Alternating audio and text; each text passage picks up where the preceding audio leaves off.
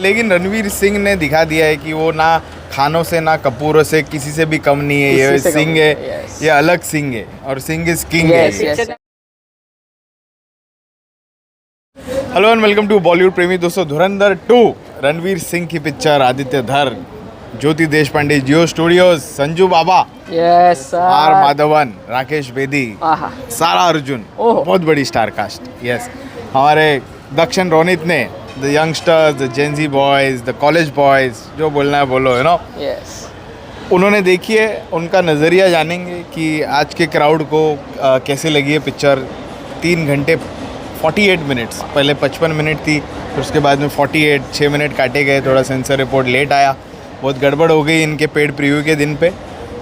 इन लोग ने paid preview में ही देखी, तो इनके यहाँ पे क्या गड़बड़ हुई वो सारी बातें जान के लेंगे। फिल्म कैसी लगी है, शुरुआत करते हैं रोनित से।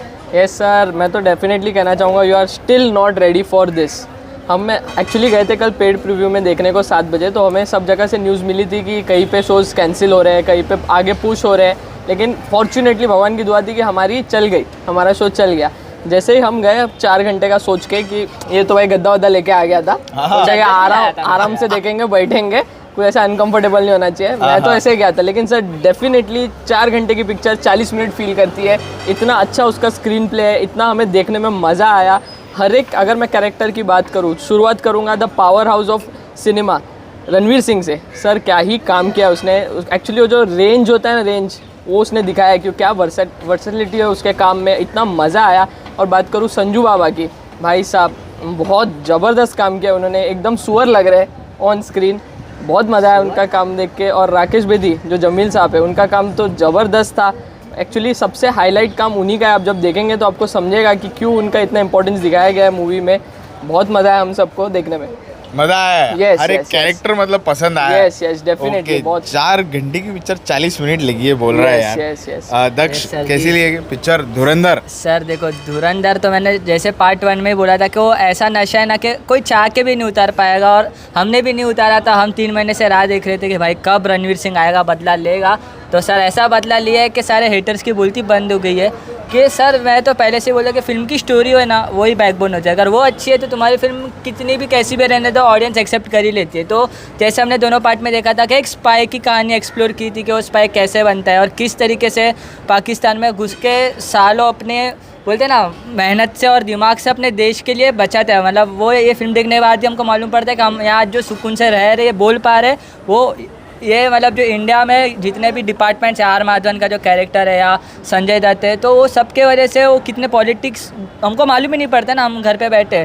बात करूँ फिल्म की सर, मैं बोलूँगा फर्स्ट पार्ट था, सेकंड पार्ट है अच्छा, लेकिन वो फर्स्ट पार्ट वाली वाइब नहीं है। उसके रीज़न ये है कि म्यूज़िक जो फर्स्ट पार्ट का था, यानी आज भी मेरी रिंगटोन चेक कर लो, वो टाइटल ट्रैक ही मिलेगा आपको, कि इसमें सारे गाने अच्छे हैं, म्यूज़िक इज़ गुड, पर सारे बैकग्राउंड में चलते हैं। मैं एक्सपेक्ट करके बैठा था कि एक आइटम सॉन्ग आएगा, पर ठीक है। और इंटरवल ब्लॉक सबसे शॉकिंग था मेरे हिसाब से। और जो फर्स्ट हाफ का फर्स्ट सीन है जो पास्ट दिखा है, तो वो जो एक्शन सीन है और वो चेहरे पे जो एक्सप्रेशन है, ओ माय गॉड, मतलब वो गूज़बम्स सी लाएगा आपको। मतलब एक्शन तो है ही हाई ऑक्टेन, इमोशंस भी है, पैकेज है, ट्विस्ट एंड टर्न्स है कि मतलब कौन किसकी मदद करते हैं। और लास्ट की 50 मिनट है ना सर, वहाँ पे पिक्चर ऑल टाइम ब्लॉकबस्टर का टैग लेके गई, क्योंकि वो जो अर्जुन रामपाल के साथ उसका रिवेंज बताया, वो जो एसिड में मारता है उसको, मतलब पैर वैर काट के वो चेन, सारे बाप रे बाप, मतलब गांड फट जाए, मतलब लड़कियाँ तो देख ना पाए।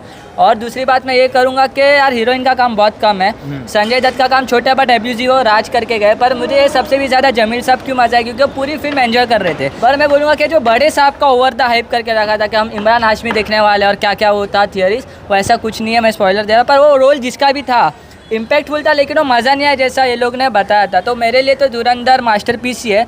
मतलब ऐसा है कि सिलेंडर नहीं आ रहा है घर पे, पर धुरंधर तो देखो जाके यार। धुरंधर देखना चाह रहे लोग, भले ही सिलेंडर नहीं आ रहा है। देखो ऑन द टाइटल उसने पिक्चर रखी है रिवेंज, धुरंधर द रिवेंज बोला है, तो पूरी कहानी रिवेंज की है। पार्ट 1 में रोमांस था, थोड़ा सा रिवेंज था, इन्फिल्ट्रेशन था कि किस तरह से घुस रहा है, उसका कैरेक्टर बिल्टअप हो रहा था, और उस वजह से रणवीर सिंह साइडलाइन होके हमारे अक्षय खन्ना साहब एकदम लाइमलाइट लेके चले गए थे। यहाँ पे पूरा का पूरा लाइमलाइट मतलब जितने लाइट थे सेट पे सब रणवीर सिंह पे ही डाल दिए थे। भाई तू ही पूरी पिक्चर खींच के जाएगा। मुझे कहीं ना कहीं ऐसा लगा कि रणवीर के साथ में एक हाथ जो सपोर्टिंग था उसके साथ में ना, उसको थोड़ा और उसके साथ में रखना चाहिए। बहुत सारे सीन में ना वो नहीं दिखता है उसके साथ, तो अगर वो रहता तो रणवीर और थोड़ा सा हाईलाइट होके आता था। क्योंकि कहीं ना कहीं थोड़ा कमज़ोर पड़ते हुए दिखता है कुछ सीन्स में, बाकी पूरी पिक्चर में नहीं, कुछ सीन्स में कमज़ोर पड़ते हुए दिखता है। लेकिन रणवीर सिंह ने दिखा दिया है कि वो ना खानों से ना कपूरों से किसी से भी कम नहीं है। ये सिंह है, ये अलग सिंह है और सिंह इज किंग है, वैसा है ये। तो he is the biggest king of Bollywood right now, जिसने पार्ट 1 850 करोड़ की दी, जो अभी के वक्त 1 लाख से ज्यादा टिकटें 1 घंटे में बेच रहा है। कोई नहीं बेच पाया साला। यार सर मैं बोलूँगा कि डेफिनेटली हमने अक्षय खन्ना को मिस किया, लेकिन वो रणवीर सिंह का ऑरा ये लोग ने ये जो रिप्रेजेंट किया है कि वो सीन आता है कि हुजैर को भी वो दुबई भेज देते हैं और वो लियारी की कुर्सी पे बैठता है और वो लिख के आता है किंग ऑफ लियारी, और जो पीछे बैकग्राउंड बजता है, मतलब यार मज़ा आ जाता है। ऐसा लगता है भाई मतलब सेलिब्रेशन है यार, जो थिएटर में पब्लिक सेलिब्रेट जहाँ पे जो गद्दियाँ ये लेके जो है जाता है, जैसे लियारी का बादशाह कौन बनेगा जो कि ट्रेलर में हमको मालूम पड़ता है, फिर ये बादशाह बनता, फिर कराची का बादशाह, फिर शेरे बलोच, वहाँ तक पिक्चर स्लो चलती है। लेकिन जब दाऊद इब्राहिम और मोदी जी की एंट्री होती है पिक्चर में, तब पिक्चर जो एक अलग स्टेप पे उड़ जाती है। अब थोड़ा सा जो रेवेन्यू है वो मोदी साहब को भी देना पड़ेगा, आदित्य धर को, क्योंकि उनके नाम पे, उनके धागे पे, पतले से धागे पे पिक्चर पूरी बनाई है। और काफ़ी सारे जो सब प्लॉट्स थे, we can say the nationalist जो एलिमेंट्स थे, वो जिस तरह से जोड़े, पिछली पिक्चर में 2 नेशनलिस्ट एलिमेंट्स जोड़े थे उसने, इस पिक्चर में उसको कंटिन्यू करके एक और जोड़ा हुआ है।